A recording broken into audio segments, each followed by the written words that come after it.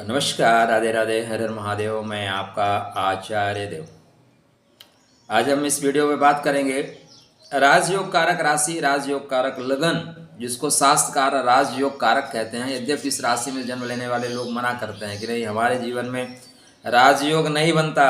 आचार्य जी आप ऐसे ही कहते हैं। भाई मैं कौन होता हूँ कहने वाला? शास्त्रकार कहते हैं, इसलिए हम ऐसा कह देते हैं। तो हम बात कर रहे हैं इमोशन की लगन, इमोशन की राशि, कर्क लगन, कर्क राशि के जातकों के लिए ब्रह्मांड में कुछ गोचरी स्थिति ऐसी बन रही, हलचल बड़ी है, हलचल बड़ी है।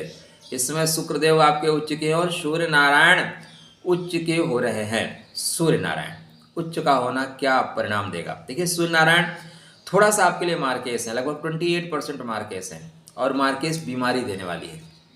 तो पहला पॉइंट यह है कि आप अपने स्वास्थ्य का रखना होगा विशेष ध्यान। उसके पहले पॉइंट यह है कि आप चैनल को सब्सक्राइब करते हुए आगे बढ़िए। सूर्य आपके द्वितीयेश हैं, और द्वितीयेश और सप्तमेश सदैव मार्केश होता है, लेकिन जो द्वितीय का मार्केश होता है वो बीमारी देता है। लेकिन यहाँ पे सूर्य नारायण चूंकि उच्च के हो रहे हैं तो बीमारी बड़ी बड़ी होगी नहीं, ऐसा नहीं है, बीमारी बहुत बड़ी बड़ी नहीं होगी, डरिए नहीं। यहाँ पे आपके कर्म के घर में उच्चता को प्राप्त कर रहे हैं। तो पहले कुछ अच्छी चीज़ों को जान लीजिए, फिर नेगेटिव चीज़ों को भी बताने के लिए तो मैं बना हूँ। ठीक है, सही चीज़ों को जान लेने से क्या होता है मित्रों कि आप परिहार ढूंढ लेते हैं।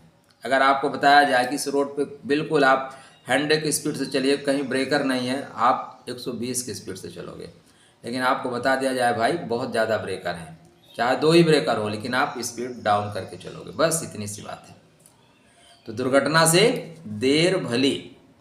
तो आपके द्वितीय भाव का स्वामी जब उच्च का होगा तो पहला चीज क्या होगा? धन लाभ, मतलब पैसा कुछ इतना कमाओगे कि कुछ बैंक में जमा कर पाओगे। बढ़िया है। धनात धर्म यश टका नास्ति सह टकटकायते, बहुत जरूरी है।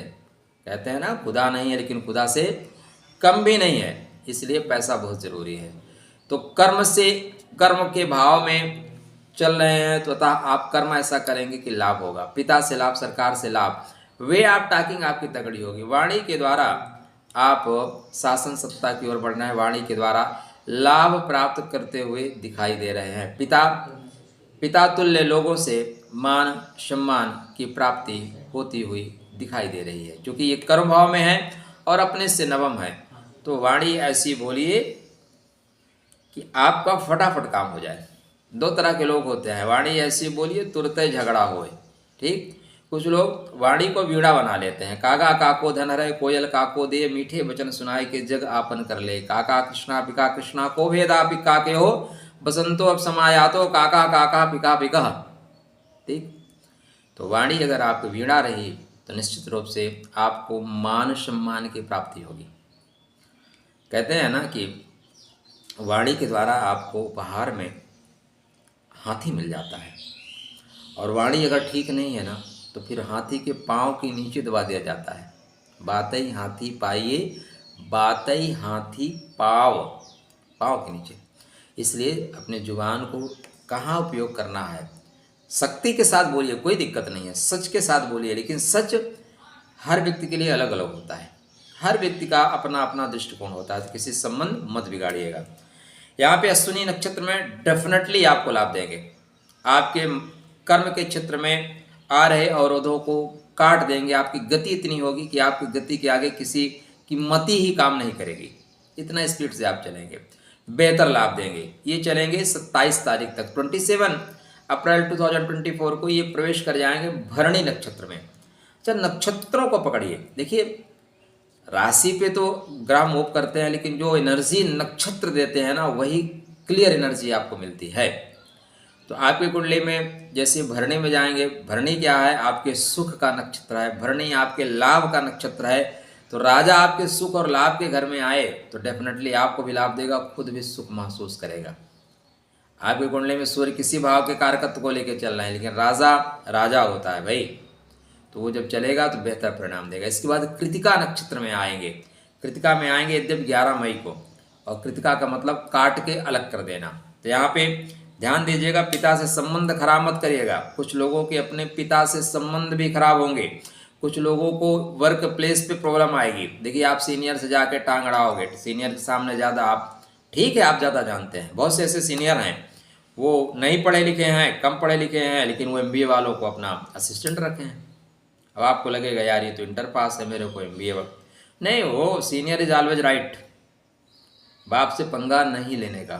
ठीक है दोस्त, तो यहाँ पे कृतिका में कुछ संबंध कटेंगे, अगर आप नहीं सावधान रहे तो आप इससे निकाल भी दिए जाएंगे, तो होना होगा लाभ, हो जाएगा नुकसान। इसलिए क्योंकि आपके 23 अप्रैल 2024 से जो कर्मा का स्वामी है अपने से द्वादश जाएगा, इसलिए स्थानांतरण का योग भी बनता हुआ है, तो कृपया बैग तैयार रख लीजिए, पैक कर लीजिए। स्थानांतरण का योग या टेम्परेरी ड्यूटी का योग भी आपकी कुंडली में बनता हुआ प्रतीत हो रहा है। अगर वे ऑफ टॉकिंग आपकी अच्छी है, वाणी अच्छी है, तो निश्चित रूप से यह जो गोचरी स्थिति है श्रेष्ठ फल देगी, लाभ उठाओगे।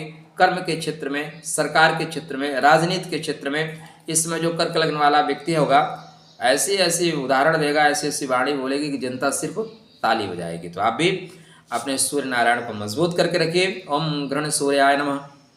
सबसे अच्छा उपाय ये होता है कि ब्रह्मांड के ग्रहों को हम ठीक करें या ना ठीक करें, धरती पर विराजमान ग्रहों को यदि ठीक कर लेते हैं तो चीज़ें बिल्कुल आपके फेवर में आ जाएगी। देखो, पावर हाउस में तो लाइट कंटिन्यू है, आपके मोहल्ले में जो खंबा है वहाँ तक लाइट आ रही है क्या?